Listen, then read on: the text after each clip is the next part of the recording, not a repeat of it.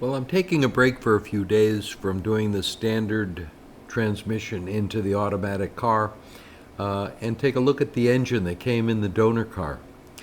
The previous owner told me that it was rebuilt shortly before it was put away 40 years ago. Of course, it was running when parked is a famous used car kind of description. So I was skeptical, but then I found a 4-page bill in the paperwork in the trunk. Look at page 1. Besides normal filters and gaskets, there were 2 timing chains, chain tensioners, and crank seals. Page 2 had miscellaneous stuff, but it also had main and rod bearings and valve guides. In the previous video, I said the clutch plate looked, pretty much unused, and it was replaced at the same time, 1983.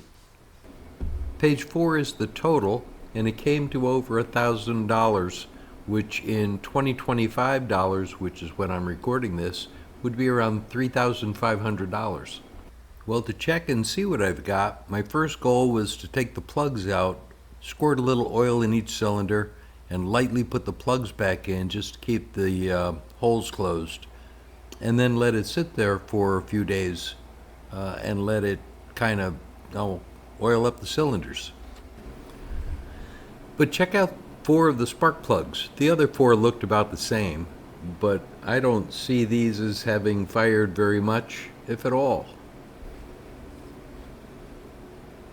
I don't want to turn the engine too much until I know that it's had time to accept the oil, but I wanted to make sure that it wasn't frozen, so I thought I'd put a wrench on and give it just a little bit of a crank. And it's not locked up. So while I was waiting for the oil in the cylinders to do their job, I thought, well, I'll start taking some parts out and putting them in totes, and then find a place to put them. So set up these shelves, and I'm going to clean them off, and these will all be Stag parts. The gas tank came out pretty clean, and it doesn't look rusty or anything inside, but it does have stuff inside that stinks. So I'll be cleaning that out and putting that on the shelf. Although the battery in the car was disconnected, it's not a surprise that it wasn't any good. But I still had to try, so I tried to force charge it. Didn't work. I had another old battery on the shelf, but it just vented like crazy and was no good.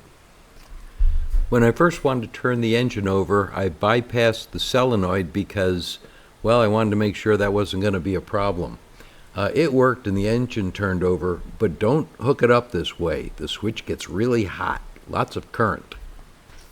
The wire I have hooked up to the left bolt or left connection on the starter should be hooked up to that spade connector so that the solenoid's the one energizing the starter. Using the battery from my Hi-Ace, I tested the compression and it tested 30 to 40 around the engine. The compression was low, but approximately equal around the engine. It spun a little slow with the battery I was using, and I really don't want to damage the engine. I think it's a good one. But even if the engine's no good, I'm not going to throw it away.